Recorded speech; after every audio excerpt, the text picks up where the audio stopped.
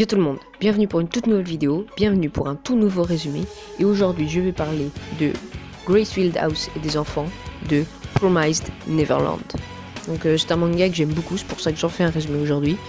Et sur ce, c'est parti.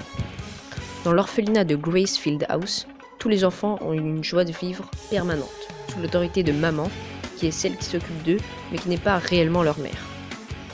Emma, Norman et Ray sont les enfants les plus intelligents de l'orphelinat et les plus grands. Mais un jour, Emma et Norman découvrent qu'une fois qu'on a l'âge de quitter l'orphelinat, on sert de repas à des démons, tout ça bien orchestré par maman qui les livre. Terrifiés par l'idée de devenir le menu Max Best-of de démons, Emma et Norman s'empressent d'aller en parler à Ray, qui dit être au courant de tout ça, car c'est un espion à la solde de maman. Ray dit à maman tout ce qu'il sait sur d'éventuelles tentatives de fuite, et maman lui offre tout ce qu'il désire. Mais Ray, qui s'est attaché à ses amis, décide de profiter de son statut de pont entre maman et Emma et Norman pour pouvoir s'évader de Gracefield House avec tous les enfants. Pendant que les trois enfants supervisent les plans de leur escape game, une assistante pour maman arrive. Elle se nomme Sœur Crown. Ça ne facilitera pas la tâche aux enfants qui mettent dans la confidence deux autres enfants, Don et Gilda. Deux autres enfants qui sont aussi le même âge qu'eux et qui sont très intelligents. Durant des recherches, Emma trouve que quelqu'un de l'extérieur tente de les aider à s'enfuir. Il s'appelle William Minerva et son symbole est un hibou. Mais les enfants savent très peu de choses sur lui. Rapidement, Sœur Crown découvre les plans de fuite des enfants, mais ne le dit pas à maman. En même temps, le plan de Sœur Crown est de tuer maman et de lui prendre sa place de maman.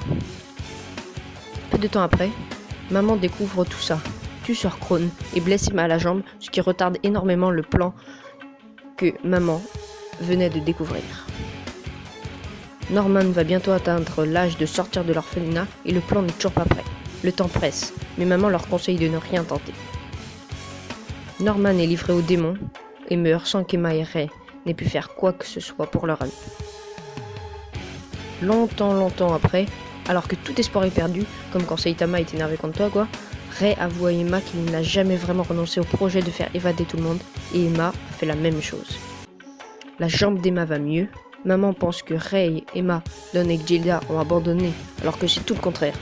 Le plan se prépare et au fur et à mesure, il découvre que Norman avait prévu un super plan pour les aider à s'enfuir. Emma et Ray sont contents d'apprendre que Norman n'est pas mort sans avoir rien pu faire pour l'évasion. Ça y est, c'est le jour J. Pour faciliter le départ de Emma et Ray et tous les petits enfants qui sont au courant, Norman avait prévu de mettre le feu à Gracefield House pour occuper maman pendant qu'il puisse s'enfuir. Le plan marche à la perfection, maman ne se doutait et ne s'attendait à rien du tout. Les enfants arrivent dans une forêt lugubre à la sortie de Gracefield House, mais très vite, maman énervée mais avec sang-froid décide de les traquer, sachant que les enfants ne savent quasiment rien du monde extérieur. Pas plus que ce qu'ils trouvaient dans les livres d'une vieille bibliothèque dégueulasse. Voilà, c'est la fin du résumé des 4 premiers tomes. Bon, pour pas faire trop longtemps et pour pas tout spoiler de ça, j'ai fait que les 4 premiers tomes. Je vais peut-être faire une partie 2 avec le tome 5, 6, 7, 8. Enfin, je verrai. J'espère que vous avez plu ce petit résumé. Voilà, j'espère que ça vous aura donné envie d'acheter le manga. Et à plus.